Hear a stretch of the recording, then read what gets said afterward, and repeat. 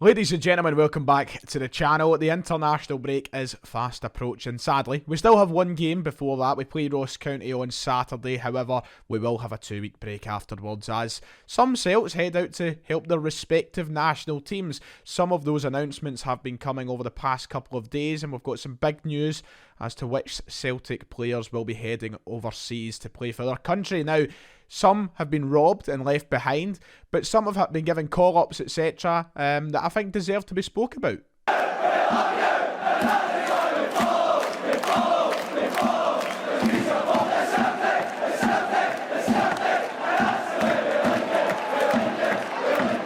Right then, if you haven't already, please make sure to go down below and hit the red subscribe button. It would be much appreciated on the road to 33,000 subscribers. And also, please, while you're down there, please make sure to hit that like button too. It helps share out the content. So if you could do both of those things before we start, there you go. That would be very much appreciated. Thank you.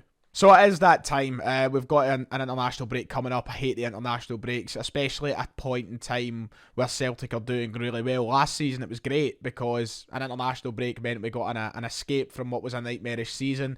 We got to watch Scotland qualify for the Euros. We got to watch them on that run up to the Euros. But now I'm just like, yeah, I know there's a World Cup up for grabs, but I'd rather watch Celtic. So we're stuck in that weird situation, but hey, we have to deal with it. And I'm looking forward to seeing what our players can do that have been given call-ups. There's a few players I want to talk about in this video, and I want to talk about them both outside Celtic at their international setups, but how they've got to this point. Because there's one guy in particular that's been given a call-up this morning for his national side who deserves so much credit, and I feel like he's kind of given a wee bit of a middle finger to some fans with this call-up. Yes, the guy I'm talking about is, of course, Carl Starfelt. He's been very divisive for Celtic supporters this season. I still don't quite understand why. I feel like he's been more good than bad. However, he still has got a fair share of doubters, and I would maybe stretch as far to say as haters. Now, I put up a tweet when this international team was announced that Starfelt was in there saying, I hope the Carl Starfelt haters enjoy this one, which has been met with a few people in the replies who have taken some offence to that. Look, listen, I'm not saying that if you criticise Carl Starfelt, if you pick out points in his game where he's deserving a bit of criticism, I'm not saying that makes you a hater. We're all allowed to criticise players. The whole point in football is we voice opinions, etc. And I'm not saying you're not allowed an opinion, just some opinions I don't understand. However, that doesn't make you a hater. There's been plenty of times I've criticised Carl Starfelt, unwillingly, but there's been plenty of times I've criticised Carl Starfelt. There's been plenty of times where he's made a mistake, or he's done something wrong, or he's got away with something, and I've came on here and I've spoke about it very openly and very honestly. I'm not saying he's perfect. However, I feel like, and this is 100% the truth, I feel like there is still some minority of the supporters who really do look at him in a critical way, which is very unfair, very unbalanced, and they can't shake this opinion. At the start of the season, I will admit that Carl Starfelt came through the door and didn't look the best. It looked as though it was going to take a lot for him to get up to speed. But he has got up to speed. He's now part of the best centre-half partnership in the league, and is right beside Cameron Carter-Vickers for our success at the back this season. I feel like people have refused, not even just not being able to see it, but just plain out refused to shake opinions on Carl Starfelt, and it has blinded their sort of judgment of the player over the past few months, and I feel like that is just being honest, and that's why I say that Carl Starfelt has haters. I don't mean that if you criticise him you're a hater, I just mean that there is some people in the support who are always, I still get comments every video talking about how Starfelt isn't good enough. How is he not good enough? Look at what he's been doing, look at his stats. I've spoke about before how maybe some fans have maybe failed to adapt to the modern centre-back and the Ange style of centre-back. The Ange style of centre-back is going to make mistakes. It's inevitable to happen, and I know that maybe he's made a lot more than Cameron Carter-Vickers, for example, but over the next however long Ange is in charge of this club, we're going to see centre-backs prone to an error here or there, purely out of how much they're expected to play with the ball and how much they're meant to have the ball at their feet. He's a fantastic playmaker of a defender. That doesn't really make sense. He's a fantastic technical defender.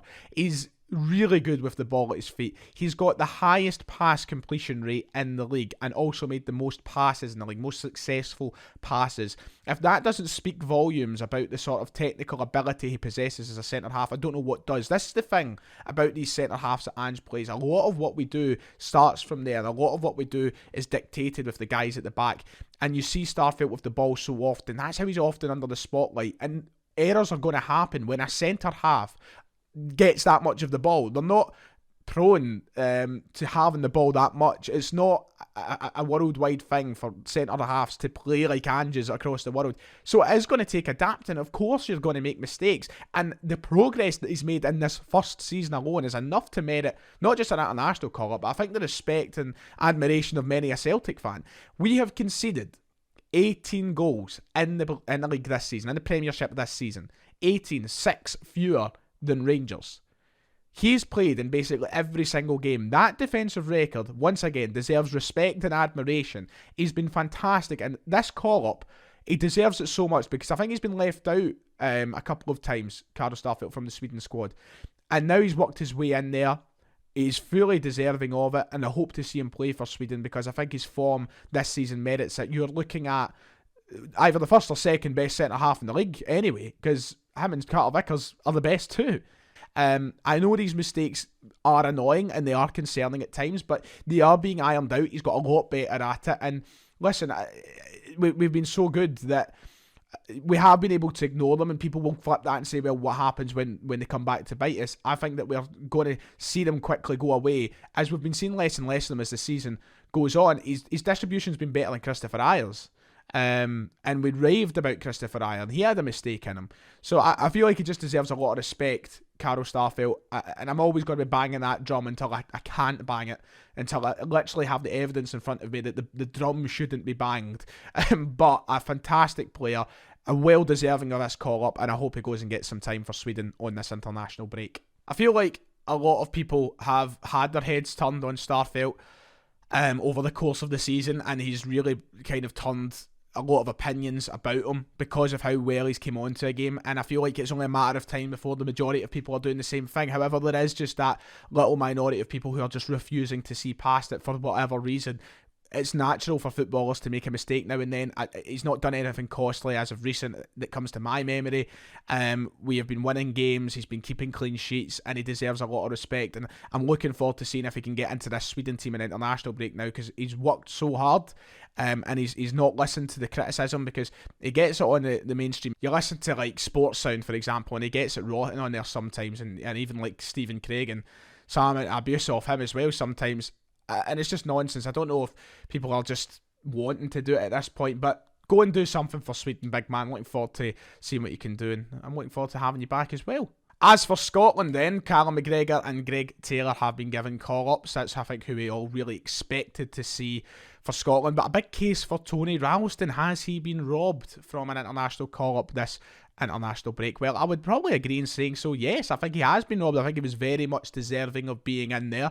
He's had a fantastic season to this point. I know he's not been in the team as much recently as he maybe was pre-winter break, but he's been so good. And I think a lot of people really feel like he's been hard done by. But it is a hard one to weigh up, I will admit that. I think that seeing him in this squad was one that I was thinking it was a bit ambitious, and that's not through my own doubts or my own opinions. It's nothing to do with that. I think it's just purely from putting myself in Steve Clarke's shoes. I didn't expect Steve Clarke to pick Tony Ralston, and I don't expect him to pick him for a while until someone is playing bad enough to really deserve to be dropped in that sort of area. The thing is with Ralston, he's going to go with Scotland if he gets a call-up, and he's probably not going to play anyway. I know that sounds harsh, and once again, not my opinion. I'm just being honest. I don't see him getting a lot of minutes in a Scotland shirt if he was to get called up. It's kind of like Greg Taylor. So the situation is, people are saying, Stephen O'Donnell should be dropped and Ralston should be in. I personally agree with that. Yeah, Ralston's a better player than Stephen O'Donnell. Absolutely. And if you want to prioritise playing the best players, absolutely Ralston should be in there. However, I do have a level of understanding as to why that's not the case. Stephen O'Donnell has been one of Steve Clarke's rocks since he came in as Scotland manager. And And deservingly so. I know he's had a couple of dodgy games, and there's been a couple of appearances where we've had those knee-jerk reactions to say, why the hell has Stephen O'Donnell even been called up? Motherwell right back. But he's also had some pretty fucking good performances in a Scotland shirt. Some really good performances, in fact. You look, for example, at the Denmark performance. Stephen O'Donnell was brilliant. And when he plays like that against Denmark, one of the best national teams in the world, it's got to be hard to see him getting dropped by a manager who adores him so much.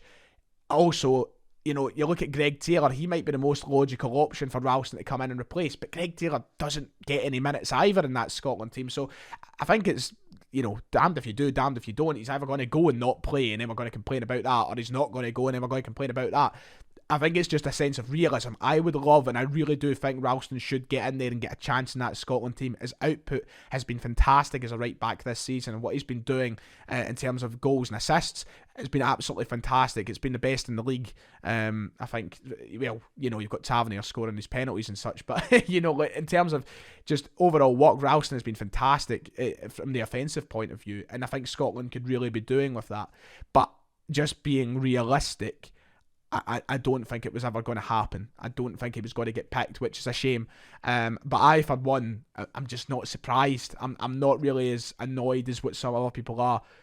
If I was him, I'd feel robbed, absolutely. But just me, with this cynical mind that I have when it comes to the Scotland national team and Steve Clarke's selections, I just wasn't expecting it. I really wasn't. But hopefully he keeps working hard and he gets in that team, because there's certainly a place in the future to fight for.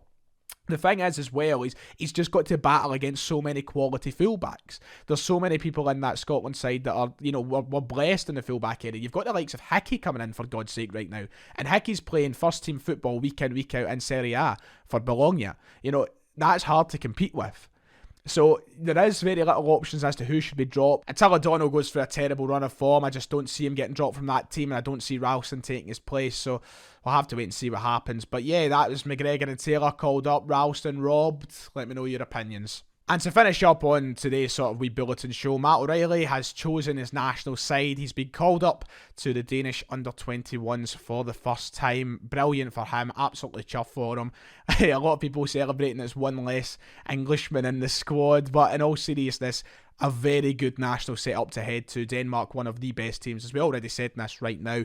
You look at their under-21 squad here on screen, a very talented side, and I'm sure that he'll be trying to get in there and trying his best to make a statement for Denmark. I'm looking forward to seeing what he can do. Matt O'Reilly been fantastic since coming to Celtic, and yeah, what a national side to be part of. Hopefully gets to the senior side as well soon. That'll do it for today. The camera's cut off, so enjoy a sort of blankish screen to end the video. Like and subscribe, as I said, and I'll see you all next time.